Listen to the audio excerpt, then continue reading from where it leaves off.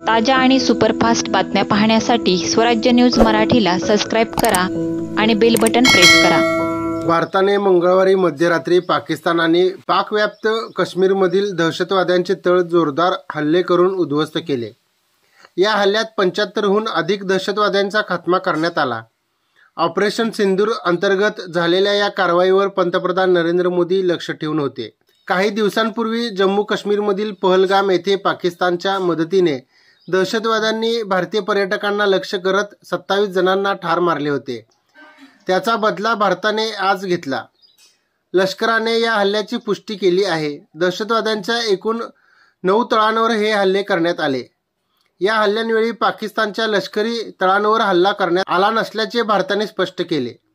भारतीय लष्कराने दिलेल्या माहितीनुसार या कारवाईत एकूण 9 ठिकाणांवर लक्ष्य करून दहशतवादी तळ उद्ध्वस्त केले। लष्कराने एका निवेदनात सांगितले की भारतीय सशस्त्र दलांनी ऑपरेशन सिंदूर अंतर्गत पाकिस्तान व पाकिस्तानव्याप्त जम्मू आणि काश्मीरमध्ये असलेल्या दहशतवादी तळांवर कारवाई केली। या तळांवर भारतात दहशतवादी कारवाया करण्यात येत होत्या। या कारवाईबाबत लष्कराने स्पष्ट केले की ही कारवाई अत्यंत लक्ष केंद्रित आहे। पाकिस्तानी लष्करी ठिकाणांवर कोणतीही कारवाई करण्यात आलेली नाही। लक्ष्यांची निवड आणि कारवाईची पद्धत ठरवताना भारताने अत्यंत संयम पाळला आहे, असेही लष्कराने स्पष्ट केले। ही कारवाई पहलगाम दहशतवादी हल्ल्यानंतर 2 आठवड्यांनी करण्यात आली। या हल्ल्यामुळे देशात आणि आंतरराष्ट्रीय पातळीवर तीव्र संताप व्यक्त झाला होता। या कारवाईचा उद्देश म्हणजे पहलगाम हल्ल्याला जबाबदार असलेल्यांना शिक्षा देणे हा होता, असे लष्कराने म्हटले आहे। भारतीय लष्कराच्या माहितीनुसार मध्यरात्री 1:44 हल्ल्याला सुरुवात करण्यात आली। भारताकडून 30 मिनिटांची कारवाई होती।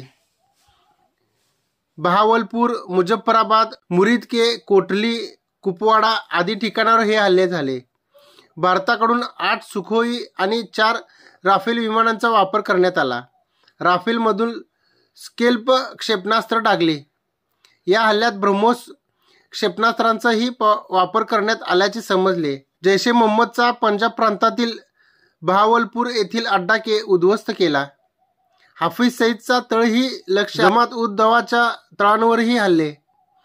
5 ठिकाणांवर हल्ले झाल्याचे पाकचे पंतप्रधान शहबाज शरीफ यांनी मान्य केले। लाहोर आणि सियालकोट विमानतळ 48 तासांसाठी बंद करण्यात आले। पंपोरमध्ये पाकिस्तानचे फायटर जेट पाडले। पुंछ, मानकोट व राजौरीमध्ये पाकिस्तानकडून गोळीबार।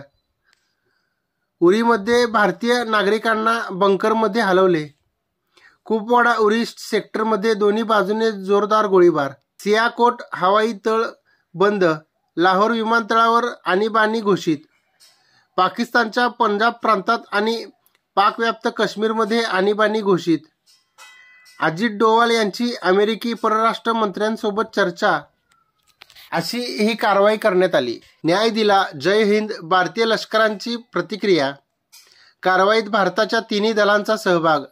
अतिशय नियोजनबद्ध कारवाई यशस्वी।